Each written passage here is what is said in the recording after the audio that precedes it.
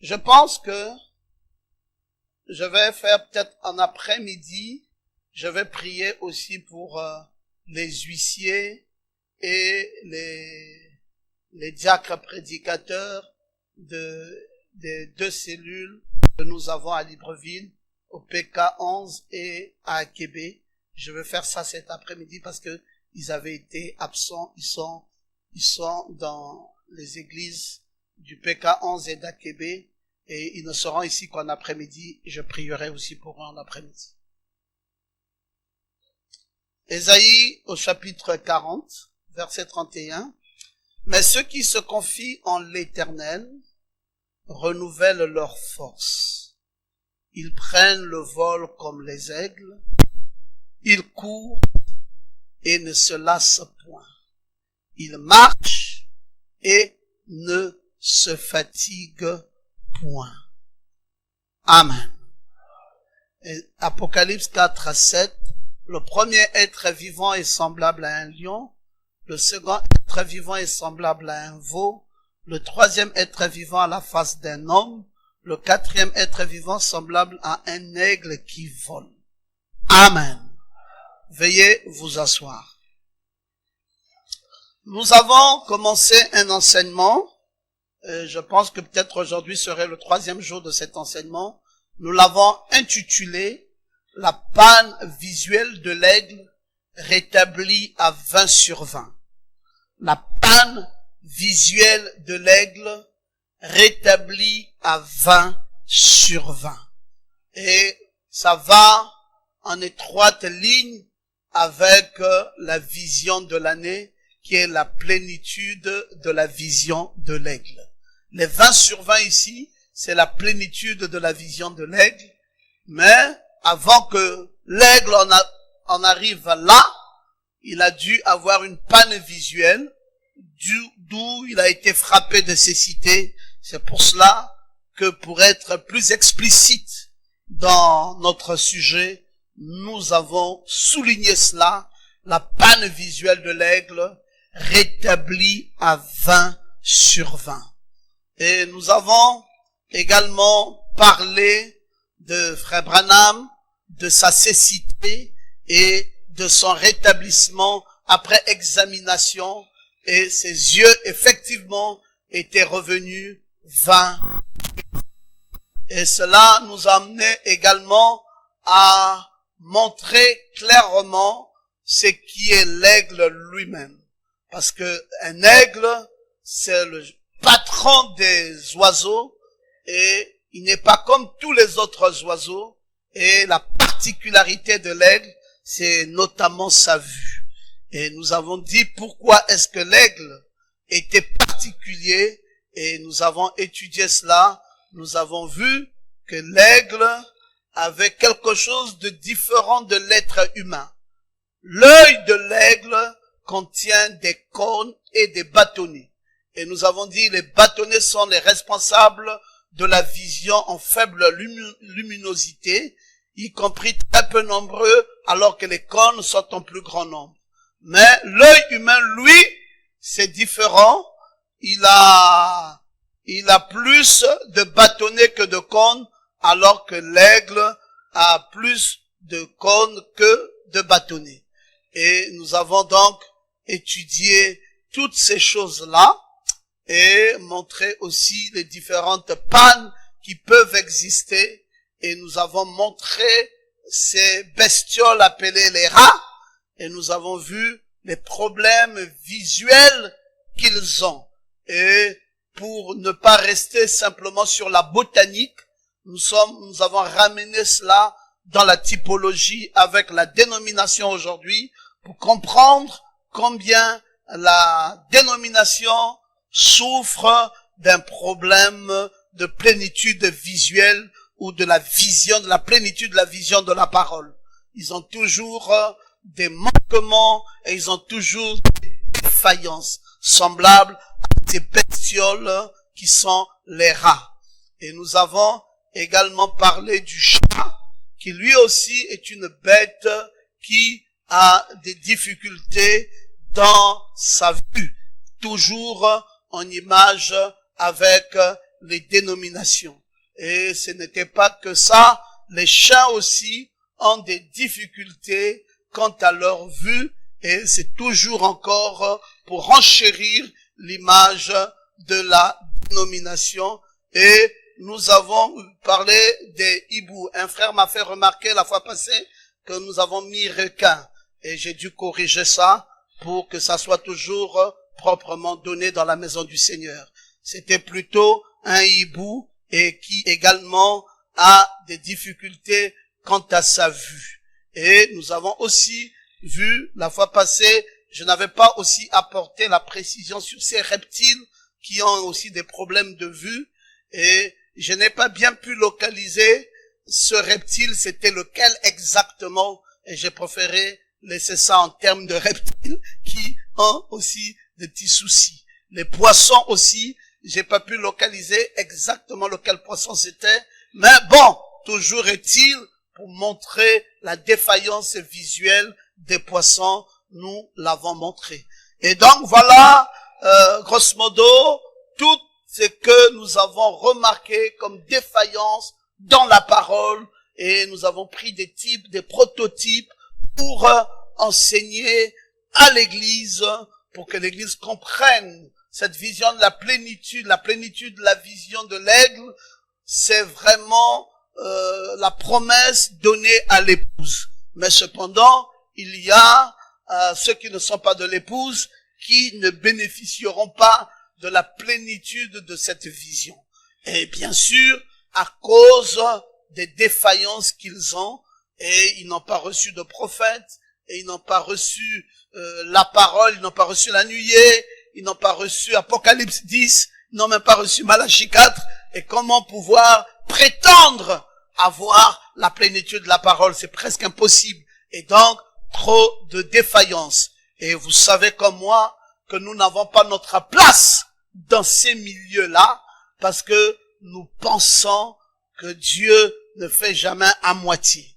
Il nous a donné une parole complète. La Bible, une grande bibliothèque à 66 livres, et tout est au complet. Si vous enlevez un seul livre de la Bible, et vous présentez à quelqu'un la Bible, et on voit que Pierre n'est pas là-dedans, on dit non, ce n'est plus une Bible, ça. Ça, ce n'est plus la Bible. Où sont les épîtres de Pierre? On dit non, mais les épîtres de Pierre n'existent pas, mais c'est quand même la Bible. Tu as Genèse, tu as Exode, tu as tout dedans. Mais sauf que ces épîtres sont absents. On te dira non. Une Bible, elle est calculée, sa plénitude qui la constitue. Dès lors que la plénitude n'y est plus, alors ce n'est plus la Bible. Et donc, parlons de la vision. Nous sommes en train d'aller un peu plus loin maintenant, parce que dans un champ visuel, dans une chaîne visuelle, il y a 4 maillons d'après les spécialistes de la vue. Ils nous disent que la chaîne visuelle est constituée par 4 maillons. Et le tout premier maillon qu'ils évoquent, c'est la focalisation. Et quand nous prenons un prophète, nous nous rendons compte que le prophète aussi nous montre à nous qui sommes les détenteurs de la parole, il nous dit attention, le tout commence aussi par la pensée. Et vous savez que frère Branham va tout le temps nous dire que la pensée, c'est là où se trouve la plus grande bataille jamais livrée. Et nous avons donc étudié le tout premier maillon qui est la focalisation. Et nous avons dit donc des choses sur ce maillon qui est la focalisation.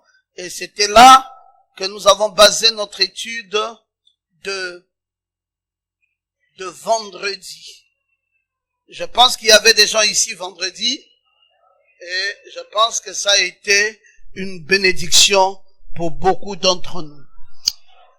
Et donc, nous lisons le prophète sur la question de la pensée. Et nous avons dit que pour que ça soit bénéfique pour l'Église, il faut pas que ça soit simplement penser. Mais il faudrait que cette pensée soit positive. Et nous avons dit que derrière la pensée se trouve, ou derrière la focalisation, se trouve l'orientation et se trouve l'attitude, et c'est des choses dont nous avons parlé et dont nous continuerons à parler encore ce matin pour parler de la focalisation. N'oubliez pas, chers amis, que véritablement, vous ne pouvez pas voir quelque chose si vous ne vous focalisez pas sur la chose même. Vous avez besoin d'être focus, vous avez besoin d'être concentré, vous avez besoin de focaliser votre vision sur les buts et les objectifs que vous avez à atteindre. Et je vous ai dit que l'année commence maintenant. C'est comme les gens qui vont faire l'examen. On te dit, tu es en classe de terminale, on te dit, bon, la rentrée scolaire, c'est au mois de septembre, mais le bac, tu le passeras au mois de juillet. C'est là juillet, la date à laquelle tu passeras le bac, mais la rentrée scolaire a commencé en septembre. Tu auras peut-être, ou en octobre. Ou en octobre. Mettons octobre.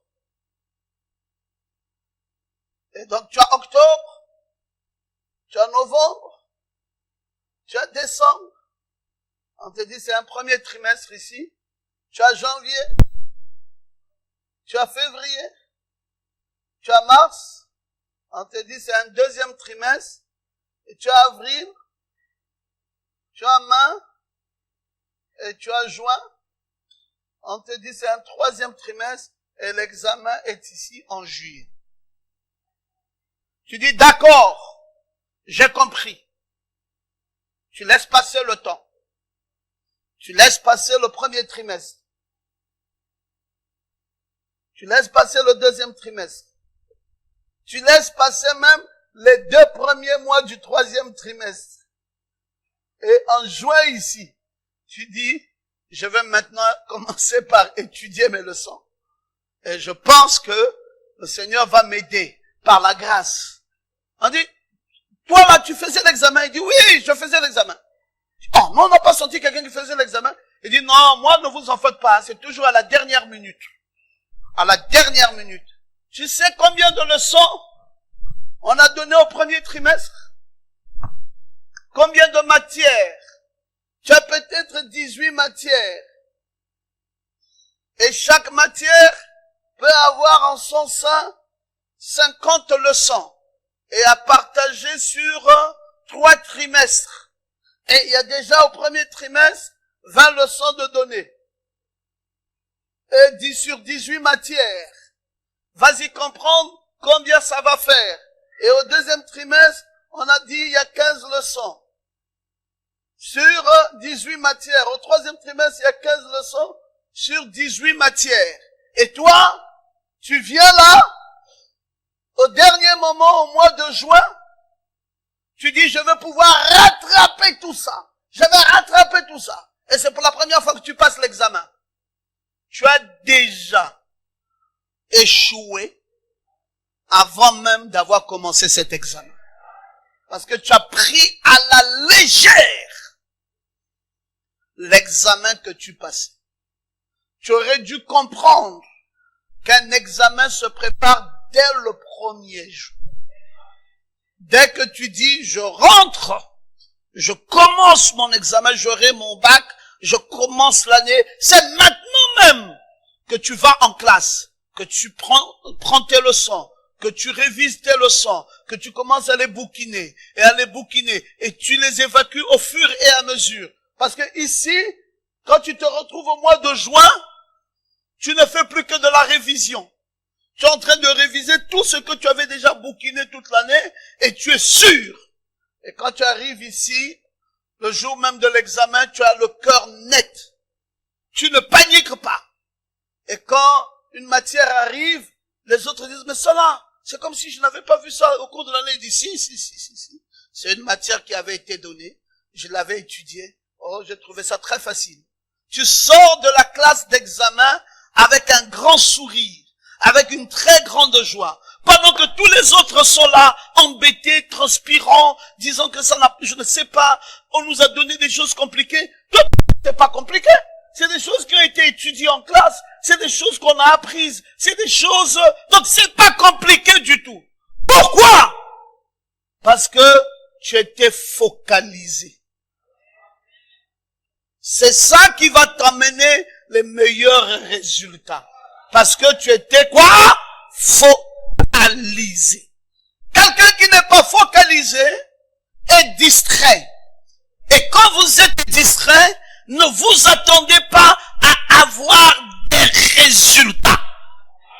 On dit année de la plénitude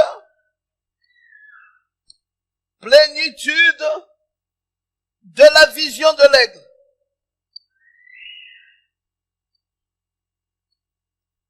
C'est ça l'année. La plénitude de la vision de l'aigle. Écoute le terme. Plénitude. Plénitude. On te dit même pas que c'est l'année de la portion de la vision de l'aigle. On te dit c'est l'année de la plénitude de la vision de l'aigle. Ça veut donc dire qu'il y a trop de choses à voir. Et donc tu dois prendre tout ce qui est de l'aigle. Mais la tête doit chauffer. On a dormi avec les Léos à quelle heure? On a dormi pratiquement à 1h du matin. On a fini de travailler hier en bas dans mon salon. Ils m'ont accompagné jusqu'à devant la porte de ma chambre. On est resté encore à la porte. On a continué encore à discuter de la parole. Parce que Léo dit, bon, parce qu'il y a encore une question. Je sais que vous êtes fatigués, mais il y a encore une question. Je dis laquelle? Il dit, mais par exemple, Élie et Moïse, je ne comprends pas. Ils viendront en Israël là-bas. Je dis, prenons Frère Branham dans le 6e saut, lisons. On a ouvert les brochures. Le ministère d'Élie et de Moïse viennent d'ouvrir le 6e saut. Il dit, quoi? Il crie, il dit, non mais papa, je n'ai jamais vu ça. Élie et Moïse ont ouvert le 6e saut. Donc le 6e saut, si Frère Branham dit pas seulement ouvert, même révélé. Ont ouvert et révélé le 6e saut. Élie et Moïse. J'ai dit, tu vois, ils ont déjà exercé leur ministère ici. Il a mis la main à la tête, il dit non. Je dis, il n'y a pas que ça, allons-y lire encore davantage. C'est là dans le message. Il dit, mais papa, on ne voyait pas. Je dis, on n'a pas toujours vu.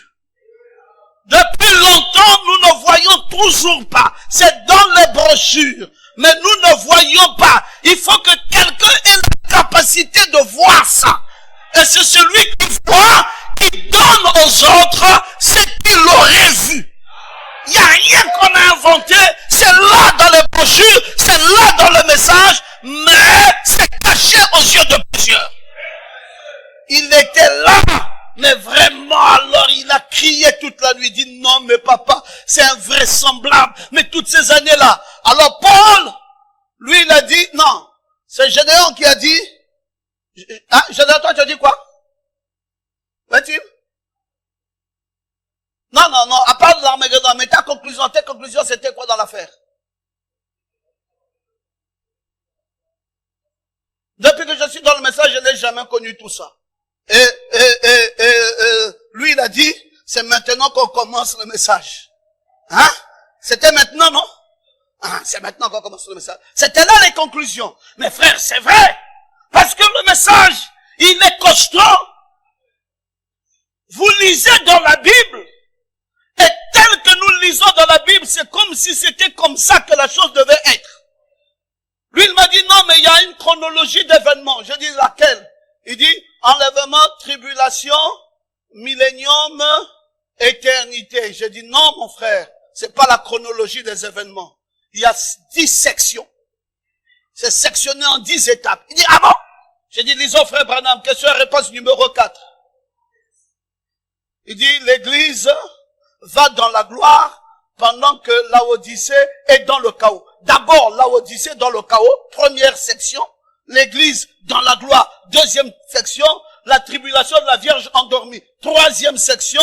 Et ainsi de suite. Et la tribulation de l'église, Israël reçoit sa prophétie. Troisième section.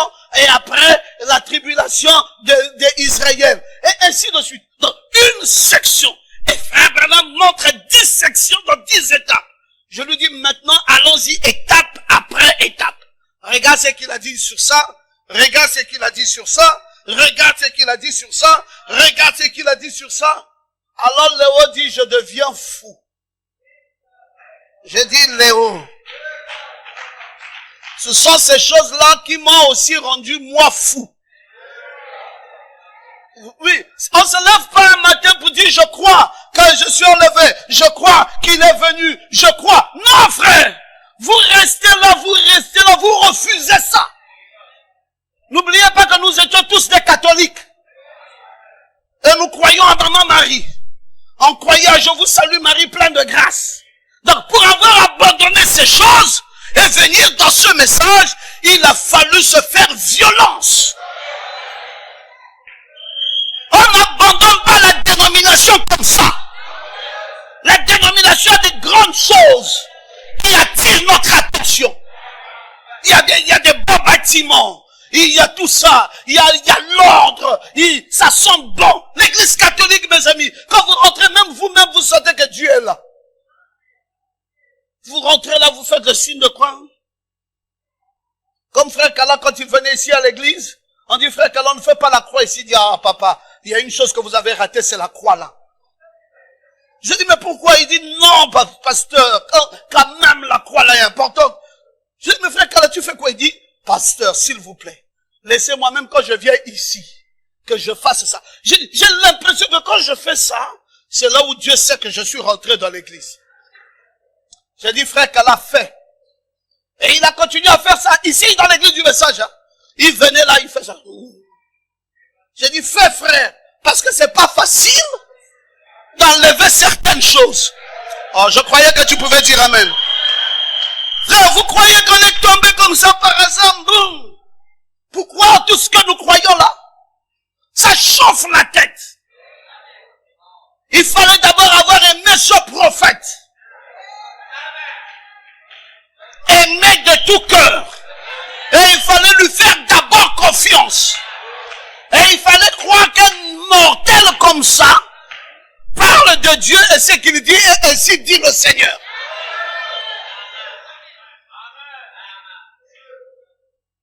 Vous savez, un jour, frère Branham, on l'a appelé, il était fatigué. Il a dit à son fils, dis à la personne là, que je ne suis pas là. Le fils dit, oh mais papa, tu mens. Il dit, je t'ai dit de dire, tu n'es pas là pour me corriger. Dis, je ne suis pas là. Le fils a dit, oui, allô, oui, papa n'est pas là. Frère Branham est resté. Après, la conscience l'a chauffé. Ah, Seigneur. Après, je vais encore prêcher. Avec des histoires comme ça sur moi. Il dit, je vais rappeler la personne. Il est allé, il a pris le téléphone, il a rappelé la personne. Il dit, allô, oui. Tu sais, quand j'ai dit tout à l'heure que je n'étais pas là, vraiment j'étais là. Hein. J'ai simplement menti. La personne, il dit, pardonne-moi. La personne a lui dit, frère Branham, ce que tu viens de faire là, tu ne m'as pas dérangé. Tu viens là de me prouver encore que tu es un vrai serviteur de Dieu. Il dit, je te faisais confiance à ce niveau-ci. Mais maintenant, la confiance là est montée. Parce que tu peux reconnaître une faute et la réparer. Mais c'est que tu es un homme très formidable. Je te fais davantage et davantage confiance. Frère Branham croyait que ça va, la personne va dire, ah, vraiment, donc, toi aussi quand même, tu nous mens comme ça parfois. Non, la personne a eu plus confiance. Moi, je préfère travailler avec un officier dans l'église qui m'a dit, papa, tu sais, je vais quitter l'office là parce que j'ai failli. Tu as failli comment? Il dit, regarde ici, là, j'ai failli. Mais je vais réparer et puis quand je répare, je quitte. Quand tu répares ça, tu ne quittes plus chez moi. Ça veut dire que tu es le meilleur que je n'ai jamais eu. Parce que reconnaître son erreur et réparer, frère, ça remonte de la grâce de Dieu. Personne ne va dire qui ne fait jamais d'erreur. Quand vous voyez quelqu'un qui dit qu'il ne fait pas d'erreur, c'est qu'il est suspect. Frère Branham nous a dit que nous avons le crayon et la gomme. Pourquoi? Mais parce que nous sommes supposés faire des erreurs. Mais le plus important, c'est de ne pas rester dans ces erreurs. Le plus important, c'est que quand tu as fait l'erreur, tu repars. Et parfois, quelqu'un répare son erreur, et toi, tu restes là avec l'idée que, oh, mais il a fait l'erreur. Tu ne sais pas qu'avec Dieu, il a déjà avancé. Et tu restes là derrière, en train de vouloir l'accuser pour son erreur. Mes frères, je marcherai toujours avec quelqu'un qui se trompe et qui corrige. Toujours. Je lui ferai davantage confiance. Et je l'aimerai davantage. Parce que pour moi, c'est la meilleure personne. Dites encore amen très bien. Non, pour moi, c'est la meilleure personne. Il s'est trompé, il s'est corrigé. Gloire à Dieu, on peut avancer. Comment quelqu'un va penser que lui ne se trompe pas, lui ne fait pas d'erreur et tout ça. Et il y en a qui font les erreurs qui restent là, bamba. Il n'a aucune culpabilité, il ne range pas et il pense toujours que c'est bien. Mais il y en a qui disent, ah Seigneur, j'ai failli. Oh mon Dieu, j'ai encore failli, je ne suis qu'une piètre personne. Je n'ai pas de valeur. Gloire à Dieu pour cette personne. Est-ce que quelqu'un peut dire amen? C'est comme ça vous nous voyez, frères, fonctionner dans les offices. En fonction dans les offices, nous savons qu'il y a toujours un petit regard de quelqu'un quelque part qui dit, hey, on a encore reconduit celui-là. Frère, on reconduit toujours les canards boiteux comme nous autres.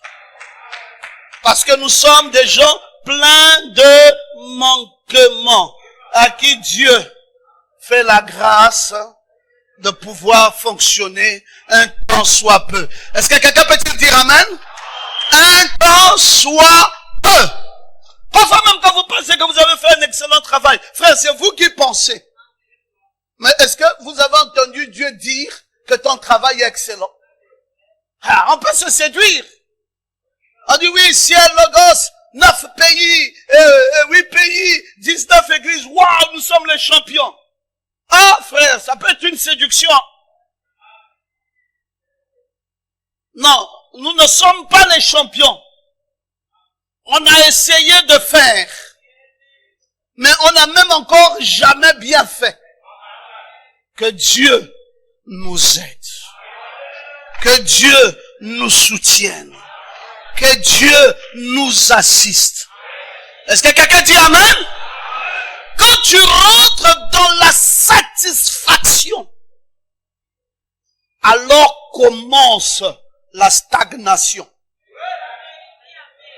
Vous savez, tous ceux qui sont satisfaits de ce qu'ils font n'avancent plus.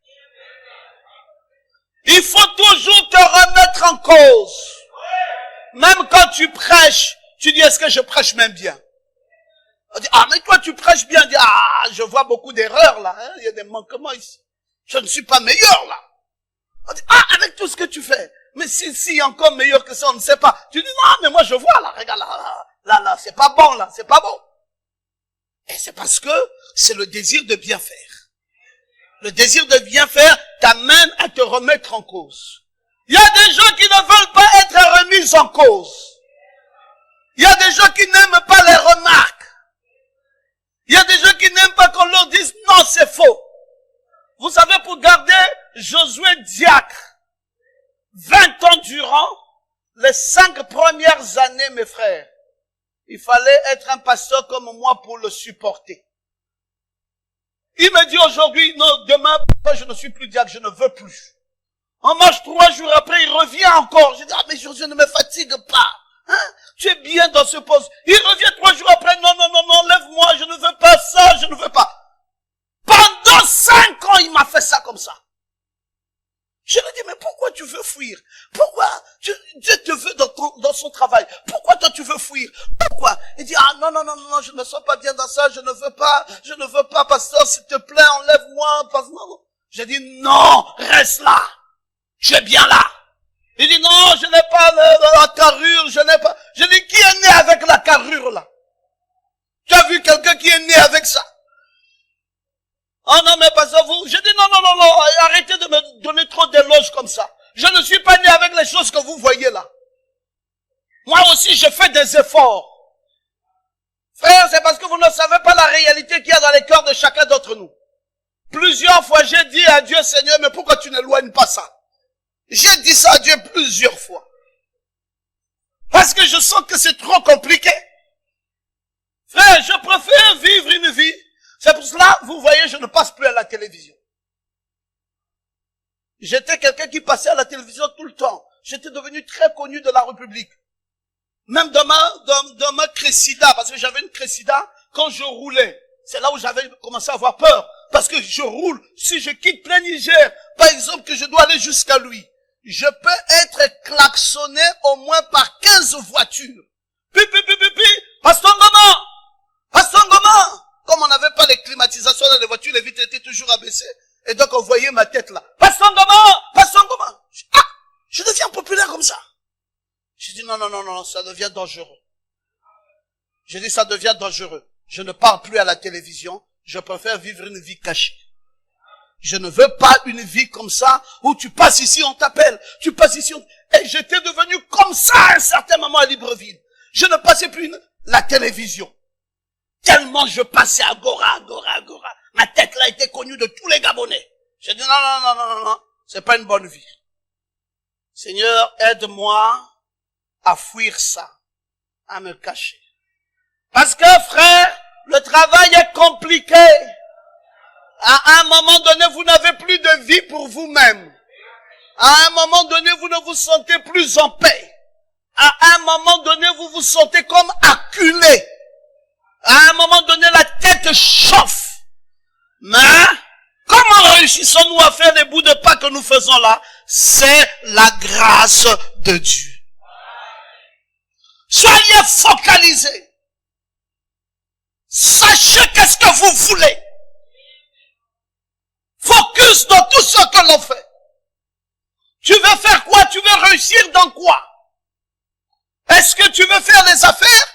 Focalisé. Est-ce que tu veux construire une maison? Focalisé. Est-ce que tu veux faire un mariage cette année? Focalisé. Et quand est-ce que tu dois le faire? C'est maintenant. Et une pensée, une attitude mentale correcte. Frère Branham dit dans le message la résurrection.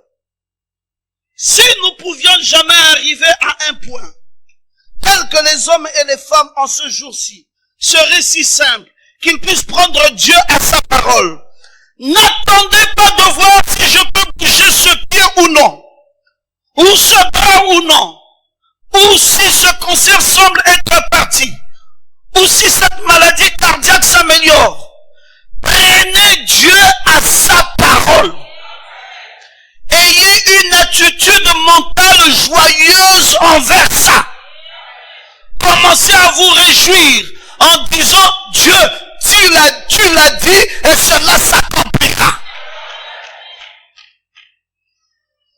N'attendez pas de voir si je peux bouger ce pied ou si je peux bouger ce bras. Dis oui Seigneur, maintenant ça va. J'ai bougé le bras, ça veut dire que je suis guéri. Oh Dieu, ça va. J'ai bougé le pied, ça veut dire que ça marche. Frère Branham dit, c'est pas ça que Dieu attend de toi. Dieu n'attend pas que tu attendes déjà que la chose soit réalisée pour commencer à dire qu'elle s'est faite.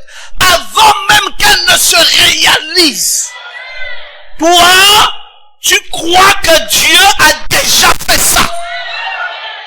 Et tu commences à te réjouir. Tu commences à dire, Dieu l'a dit. Dieu l'a accompli. Oh, gloire à son nom. Dites encore amen, très bien. Oh, pasteur, j'attends d'abord. Si j'ai les résultats, je vais témoigner. Ce n'est pas ce que Dieu dit dans sa parole. Prends de l'avance. Réjouis-toi.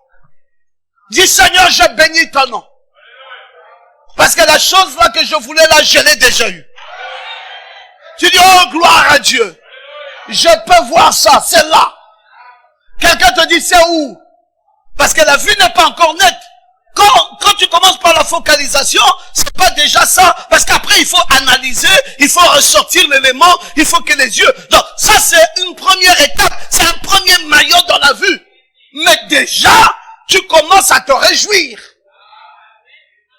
Dis merci Seigneur Jésus, parce que cette année est merveilleuse pour moi. Merci Seigneur Jésus, parce que c'est la meilleure de toutes les années que je n'ai jamais eues dans ma vie. Merci Seigneur Jésus, parce que cette année j'aurai une parfaite santé. Merci Seigneur Jésus, parce que cette année, je veux enfin avoir ma voiture. Oh, dis amen.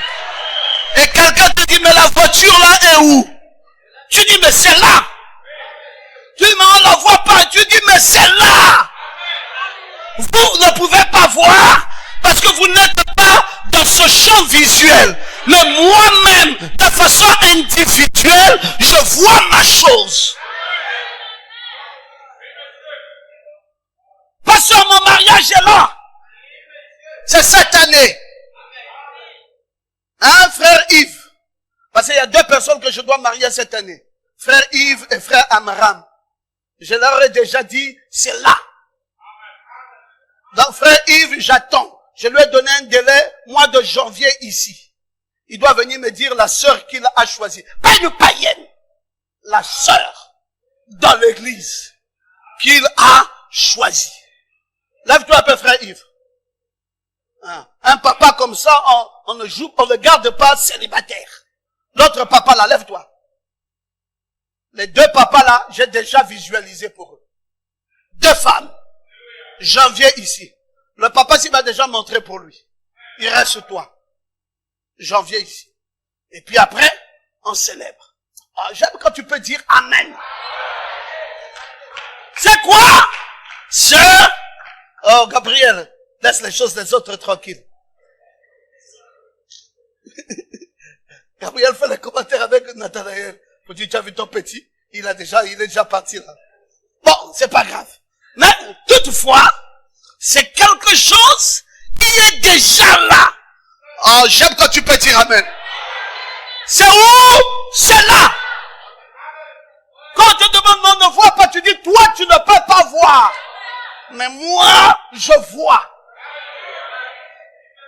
Je vois mon mariage. Je vois ma maison. Oh, dites encore amen bien. Je vois ma maison. Je vois ma voiture. Je vois mon enfant. Branham dit, n'attendez pas d'accoucher un enfant pour dire mon bébé. Il dit, allez prendre le bébé de n'importe qui. Prenez ça, aimez ça, élevez ça, gardez ça. Et considérez ça comme le vôtre. Quand Dieu verra que tu aimes ce bébé-là, il t'en donnera un. Oui, c'est une loi. Il faut être focalisé.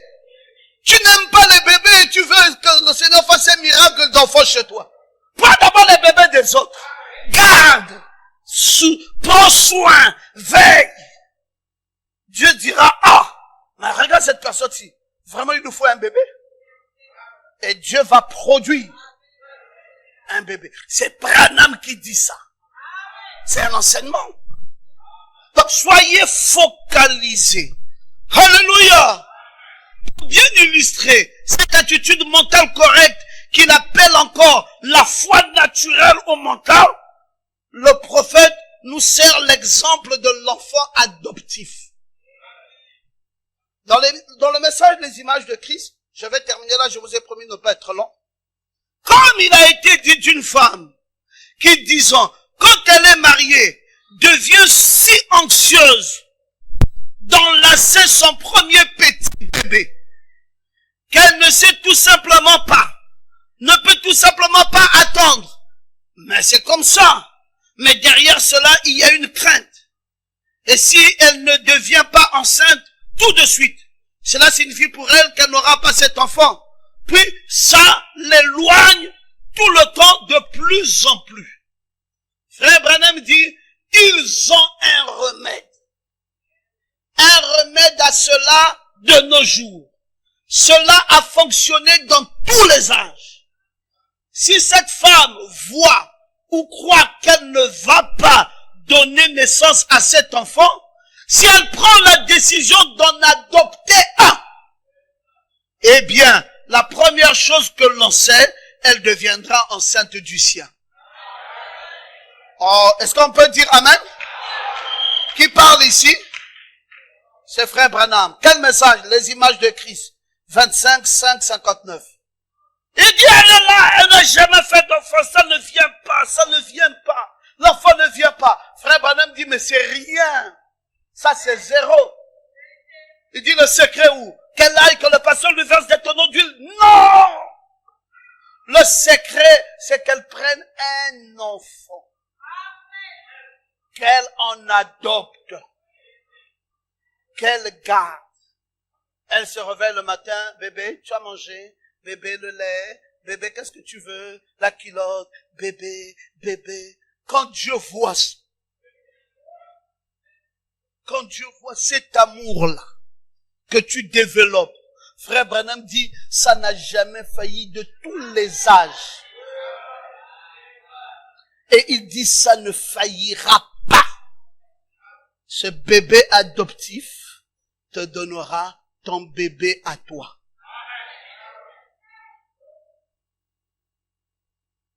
Vous savez, comme Léo, comme tu es là, tu es chez Papa Ngomat, il y a la voiture, tu conduis. Sois content. Quand tu conduis ma voiture là, tu dis, moi aussi j'aurai ça. Moi aussi j'aurai ça. Mais si tu restes là comme aigri, mon Dieu, le Père a des voitures. Non, là on n'a pas. Ça ne viendra pas. Pour que ça vienne, tu dois prendre ça avec joie. Vous savez, beaucoup de gens ont maudit leur propre vie. À cause de la jalousie, à cause de la haine, parce que n'aimons pas voir les choses des autres. Vous devez aimer. Aimer. Je n'oublierai jamais la scène qu'on avait vécue avec Pasteur Lys en Afrique du Sud. On était dans une belle voiture, une Commanda. Et un blanc est venu. Il a vu des petits négros dans une telle belle voiture. Le blanc est venu, il a dit, s'il vous plaît, est-ce que vous me donnez l'occasion de monter dans cette voiture? On dit, mais pourquoi? Il dit, non, c'est une belle voiture, moi j'aime ça. On dit, d'accord, tu aimes, mais qu'est-ce que tu veux? Il dit, non, je veux monter dessus. Il dit, tu veux simplement monter? Il dit, monter et me sentir bien dedans. On dit, d'accord, allez-y. Il est monté dans la voiture, un blanc, il est monté dans la voiture, il dit, oh mon Dieu. Oh, il me regarde. Il dit, comment vous me voyez dedans? On dit, non, mais tu es très beau dedans. Il dit, est-ce que même vous ne voyez pas que ça me convient? On dit, oui, ça te convient. Il dit, exactement, vous avez raison. Non, mais moi, c'est quelque chose comme ça qu'il me faut. Il regarde, il est là. Après, quand on a fini, il descend, il dit, vous savez ce que je viens de faire? On dit, non. Il dit, tellement j'aime ça, que le mois ici, je veux reproduire la même chose. On a dit amen. On dit, oh, c'est un bébé adoptif. C'est là où la citation est revenue. On dit, vous voyez, il a pris cette voiture comme un bébé adoptif. Frère, aimez les grandes choses. Vous savez, un jour, David Oyedepo est arrivé au Gabon. David Oyedepo. Il est arrivé au Gabon. Moi, j'ai beaucoup d'admiration pour lui. Tu vas me dire, mais c'est un dénominationnel, c'est ton problème. Moi, je l'aime. Je trouve que c'est un grand, un vrai grand. Parce que frère, même si c'est la dénomination, faire la parole de Dieu comme le gars là manipule les textes bibliques. Il n'a pas le message, mais la Bible là, il manipule ça réellement. Et il est sincère dedans. Et c'est dans sa catégorie. C'est une vierge folle. C'est un champion dans sa catégorie. Il est arrivé à l'aéroport Léamba. Et j'étais là, quelqu'un m'a dit, David Oyedepo est là. J'ai dit, est-ce que je peux aussi venir? Il dit, oui. Pasteur Ngoma, si vous voulez, venez. Je suis arrivé là, je suis rentré dans la salle d'attente, je dis, oh, quel privilège. Dès qu'il est descendu, avec des blancs, des pilotes des blancs, je dis, ah, un négro comme ça. Et des blancs le conduisent, il est venu dans son avion personnel. Il y avait des pilotes blancs. J'étais là, je regardais sa tête là, une tête vide, noire, là, pas de cheveux. Je dis, ah, monsieur, c'est un baobab comme ça là. Et puis on a fini là. On a pris un petit jus à la salle d'attente. Maintenant, on devait partir. Il devait aller à Intercontinental. Et comme j'étais dans le staff là, j'ai dit, quel privilège pour moi aujourd'hui. Je suis allé juste me mettre derrière lui. Et maintenant, là où il marchait, quand il marchait, il ne savait pas que quelqu'un mettait les pieds là où il mettait les pieds. Pendant qu'il marchait, moi, je le suivais derrière. Et je priais. J'ai dit, Seigneur, la grandeur de cet homme sur moi. La grandeur de cet homme sur moi. J'ai dit, Seigneur, son élévation sur moi. Seigneur, sa richesse sur moi. Seigneur, sa concentration dans le travail sur moi. Seigneur, je l'ai suivi jusqu'à l'Intercontinental. J'étais là et je me sentais bien. Frère, tout ce que je vois qui se produit là, je sais que ce n'est que le commencement. Ça va aller comme David au Yédepo. Vous pouvez ne pas croire, frère, ça va arriver. Nous voyons déjà. On finira un jour par acheter un avion. Nous avons toujours dit ça. Et nous le disons encore. Ah, je croyais que quelqu'un leverait sa main pour dire amen. Frère, le monsieur là, il n'a pas de cornes. Mais vous allez dire, mais le Gabon est trop petit. Alors, est-ce que je suis conditionné à vivre, mourir, pourrir au Gabon? Je peux aussi avoir l'église au Nigeria, là où il y a la population. Et ils auront pour la première fois un francophone pasteur d'une big church. Yes, I must speak English very well. Hein? Tu crois que quoi? Que ceux qui parlent ça ont des corps? On va parler, on va vivre avec eux, on va réaliser. Dieu m'a fait un homme complet comme il a fait à cet homme un homme complet. Moi je crois ça, frère. Lève ta main droite et dis amen. La seule chose que je ne peux pas faire, c'est que je ne peux pas le suivre dans la dénomination. Parce qu'il est champion dans la catégorie B. Et moi, je serai champion dans la catégorie A. Parce que là, c'est la Vierge sage. Celle qui a de l'huile de sa lampe. Oh! Lève-toi et dis amen. Frère, c'est possible. Ça dépend de quoi, pasteur Thomas? Ça dépend de la foi. Ça dépend de la focalisation. Ça dépend de la pensée. Ça dépend du bébé adoptif. Dieu va faire des miracles dans ta vie. Quand tu aimes les grands hommes, Dieu fera de toi un grand homme. Quand tu aimes les belles choses, Dieu te donnera les belles choses. Mais quand tu as la jalousie, quand tu as la haine, quand tu vois quelqu'un béni, ça te range. Sache que tu commences ta mort là. Aime les bonnes choses. Aime les gens élevés. Aime les gens bénis. Admire-les. Acclame-les. Soutiens-les. Ne souffre pas de jalousie. Ne souffre pas de haine. Trouve que c'est